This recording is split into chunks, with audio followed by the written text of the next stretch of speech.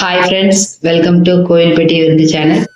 இன்னைக்கு வீடியோவில் நம்ம என்ன பார்க்க போறோம்னா 1 கிலோ சிக்கன் பிரியாணி ஒரே தம்ல எப்படி செய்யலாங்கிறத பார்க்க போறோம்.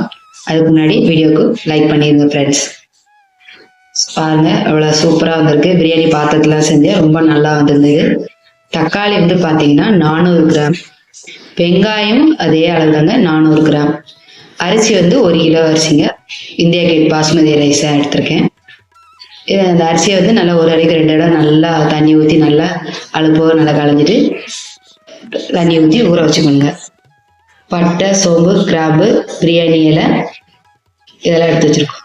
எண்ணெய் பார்த்தீங்கன்னா 200 mlங்க.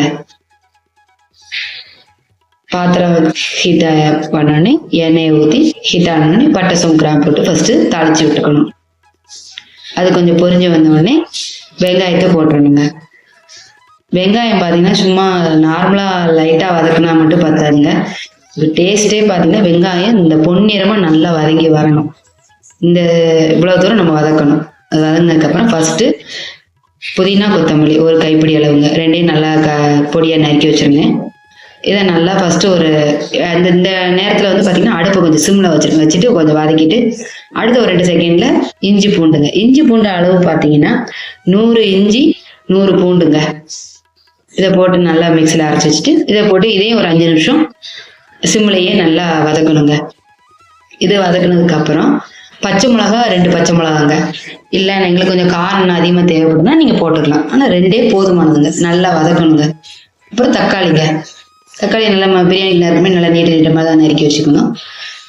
இதெல்லாம் கொஞ்சம் வதக்குறப்ப நான் வந்து பார்த்தீங்கன்னா தீயை கொஞ்சம் மீடியமான சைஸில் தான் வச்சுக்கிட்டேன்.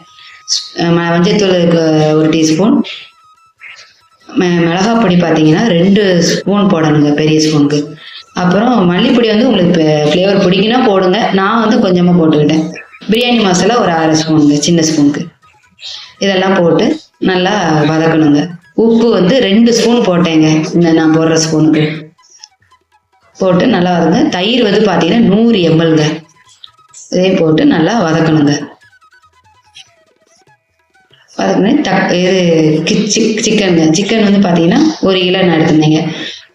1 கிலோ அரிசிக்கு 1.5 கிலோ வரைக்கும் சிக்கன் போடலாங்க. நான் வந்து இன்னைக்கு 1 கிலோ தாங்க எடுத்திருந்தேன், போட்டிருந்தேன். சிக்கன் வதங்கின உடனே தண்ணி பார்த்தீங்கன்னா இந்த 1 கிலோ அரிசிக்கு பார்த்தீங்கன்னா 1 லிட்டரும் 800 ml தண்ணி, 1 லிட்டர் கேன் எடுத்துக்கோங்க. அப்புறம் அதில் ஒரு 3/4 கேன் எடுத்துக்கோங்க, கரெக்டாக இருக்கும் அளவு. தண்ணி ஊற்றி மூடி வச்சிட்டிங்கன்னா சிக்கன் தான் பார்த்தீங்கன்னா சீக்கிரம் வெந்துடும். நமக்கு ஒரு 5 நிமிஷத்துல இந்த கொதி வந்துடும். கொதி வந்தோடனே அடுப்பை சிம்மில் வச்சுட்டு நம்ம அரிசியை வந்து போட்டுறணும். நம்ம வதக்கும் போதே அரிசி ஊற போட்டோம்னா கரெக்டாக இருக்கும். என்னடா குழஞ்சிருமோன்னு நீங்கள் நினைக்க வேண்டாம், இந்த பாஸ்மதி ரைஸ் கரெக்டாக இருக்கு. இந்த ஸ்டேஜில் வந்து பார்த்தீங்கன்னா இந்த எண்ணெயெல்லாம் தள்ளி விட்டுட்டு தண்ணியை எடுத்து நம்ம டேஸ்ட் பண்ணோம்னா உப்பு வந்து தெரியும். எண்ணெயோட டேஸ்ட் பண்ணால் தெரியாது, அதுக்காக தான் இப்படி கொஞ்சம் தள்ளி விட்டு பார்க்கணும். இந்த ஸ்டேஜில் உப்பு உரப்பு உங்களுக்கு எதுவும் கம்மியாக இருந்துச்சுன்னா நீங்கள் சேர்த்துக்கலாம். இப்போ பார்த்தீங்கன்னா இப்போ கொதி வர ஆரம்பிச்சிருச்சு.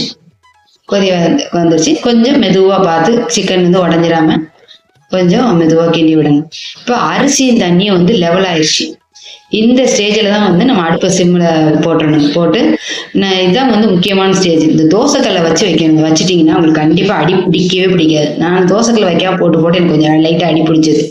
இந்த தோசைக்கல்லை வச்சு அந்த அடுப்பை வந்து கொஞ்சம் சூடுபடுத்தினா அந்த பாத்திரத்தில் சூடு ஏறினோடனே சிம்மில் வச்சு நம்ம எப்பவும் போல் வெயிட் தூக்கி வச்சிட வேண்டியதாங்க. அவ்வளோதாங்க. கரெக்டாக 12லேருந்து 13 நிமிஷங்க கழிச்சு நீங்கள் பார்த்தீங்கன்னா தண்ணி இருக்காது. அவ்வளோதாங்க. இதுதான் கரெக்டான ஸ்டேஜ். அப்புறம் இது ஒரு முக்கியமான பாயிண்ட். நம்ம அந்த அடியில் உள்ள அரிசியை வந்து மெதுவாக உடையாமல் மெதுவாக திருப்பி விட்டுட்டு சாதத்தை நல்லா ஒன்று போல் சமப்படுத்திட்டு மூடி வச்சிடணுங்க. அவ்வளோதாங்க. சூப்பராக இருக்கும். ஒரு 1/2 மணி நேரம் விட்டுட்டிங்கன்னா அதுக்கப்புறம் பார்த்தீங்கன்னா அருமையாக இருக்கும். சூப்பராக இருக்கும். சாப்பிட குழந்தைங்க விரும்பி சாப்பிடுவாங்க. இது ரொம்ப காரம்லாம் இருக்காது, நல்லா இருக்கும் சாப்பிட்றதுக்கு. பெரியவங்களுக்கு ரொம்ப பிடிக்கும். ட்ரை பண்ணி பார்த்துட்டு மறக்காமல் கமெண்ட் பண்ணுங்கள். இந்த வீடியோ உங்களுக்கு பிடிச்சிருந்தால் லைக் பண்ணுங்கள், ஷேர் பண்ணுங்கள். மறக்காமல் கோயில்பட்டி விருந்து சேனலுக்கு சப்ஸ்கிரைப் பண்ணுங்கள். Thank you all.